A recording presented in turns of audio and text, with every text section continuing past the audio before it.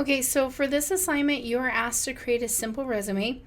It's up to you whether you want to use fake information and just do this kind of quickly, but I feel like if you're going to spend the time making the resume for this assignment, you might as well actually work on your resume for the next time you might need it.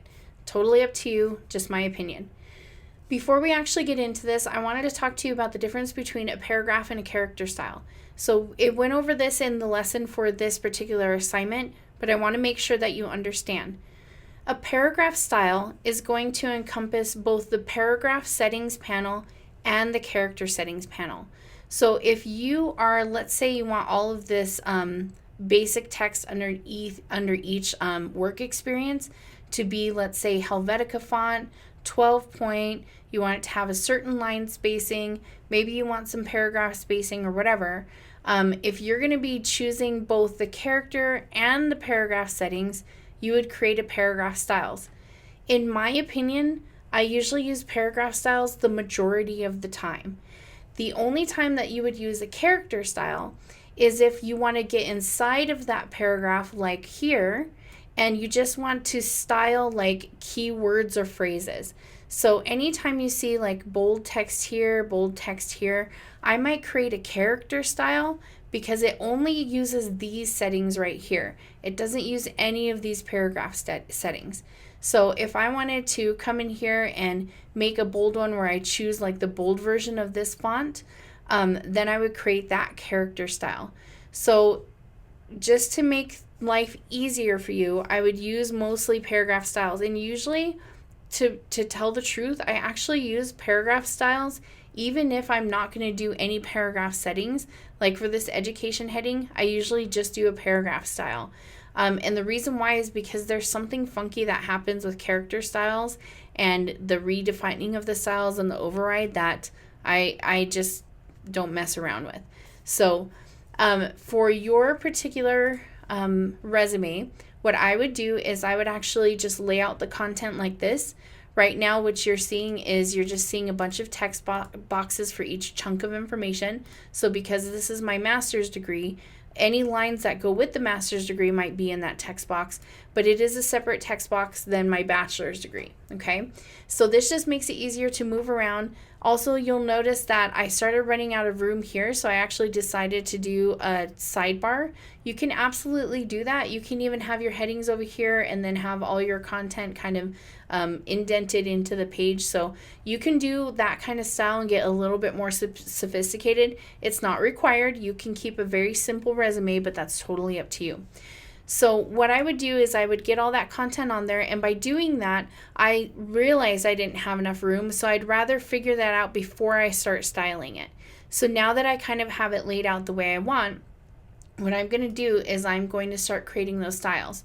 So I'm going to come over here to this heading, and I am going to change this to, let's say, Helvetica Neue, and I want it to be condensed black.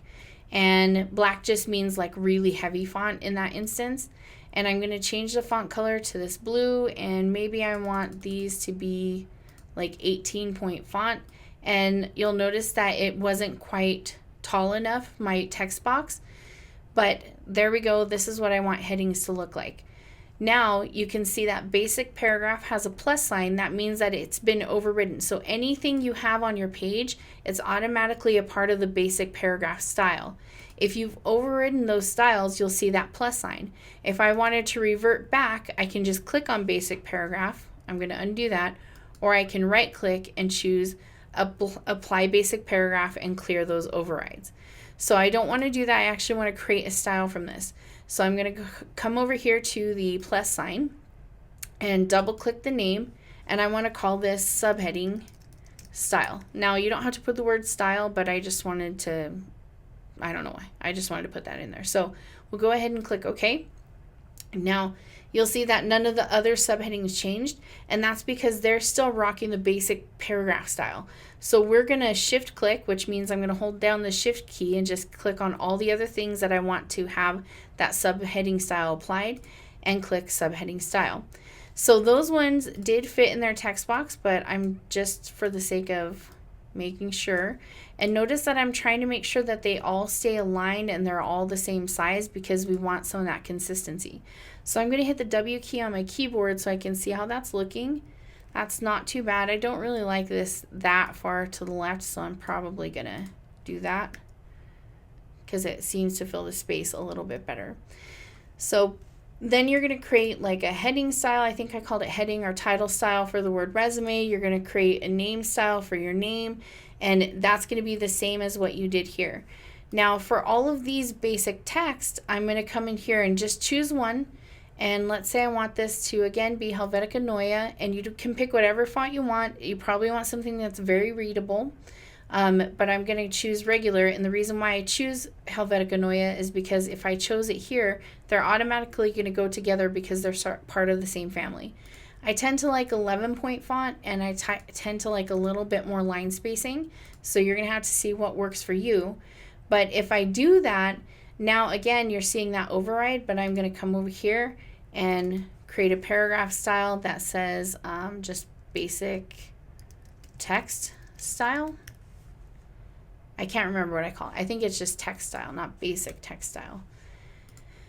Okay, so now again, I'm going to shift click. Now, the other way you could have done this is you could style this first one and then just start copying and pasting that for all of your content later, and it'll have that style automatically applied if you're copying it. So I want this text style to be a part of all of that, and so that looks pretty good.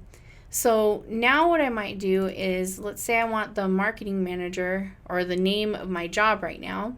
I want that to be, let's say, Helvetica Neue bold, and maybe I want it to be blue as well, maybe a little bit lighter blue. That might be too light, but I don't really like it being the same blue. We'll just leave the same blue. So again, this is going to be the text style, and it's saying it's overridden. So I could either have made that a character style, or I can just do a new style, and I want to call this like job name, and click OK. So I'm going to come over here and call this job name. So now this is no longer considered part of text style, it's the job name. Now if you wanted it to be both text style and job name, that's when you could have done the character style.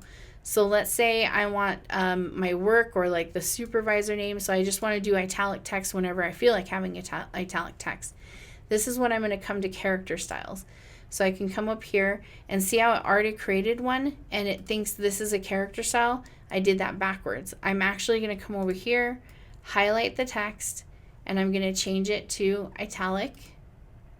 And then I'm going to create a style, and I'm going to call this italic text, and then click OK. So now anytime I want something to be italic text, and keep it consistent, so if you're going to make the job or the workplace name italics here, it should be italics here. And I actually want to do the same here. So she works for Kids at Their Best, and she works for, oopsie, and I didn't put Morgan Community College here. Morgan Community College. Highlight that, make that italic text too. So that's when you want to use a character style. So what I'm looking for is that all of your subheadings are using the same style, and that all of your basic text is using a style. So whether you choose character styles because it's basic, or you want to do paragraph styles because you are going to be like messing with some of these paragraphs, or like I said, I just use paragraph styles the majority of the time. But I will look that you use at least one character style, that you have those kind of in paragraph styles like this italics, or maybe you want to make certain things bold, or whatever the case may be. I'm looking for at least one character style in this resume. So I think that's it for the resume. Obviously, I'm not going to leave it like this. I should be indenting. Oh, I did want to show you. You can save a lot of space in your resume. Instead of stacking information, you can do it horizontally like this. And the best way to do that is to provide some sort of divider. So for me, I just put a bullet, and you can look up the keyboard shortcut for your computer to create a bullet. On a Mac, it's option 8. So I do bullets a lot to separate information, and sometimes I will actually change like the color of the bullet so it really separates it. Totally up to you. The other way that I use separation is I do that backslash key, but like shift backslash, because it creates whatever the heck this thing is called. I just call it like the wall, or the vertical divider line. So you can do that too. But again, sometimes it can look like an L. And so in that instance, I'm going to change the color so that it really looks like a divider line. So then you can just copy and paste between them, and that helps with that. So I just wanted to point that out. The other thing you can do is you can look in your glyphs panel, because again, it has a bunch of different symbols in there that you could use for that. So I think that's it. So you're going to want to make sure this is very clean, make sure it's aligned, hit your W key so you can really see that. You can see that these two are aligned. If for some reason my skills went a lot longer, it's still fine to have it like this because it's still going to come down. But notice that they're all lined up in a row.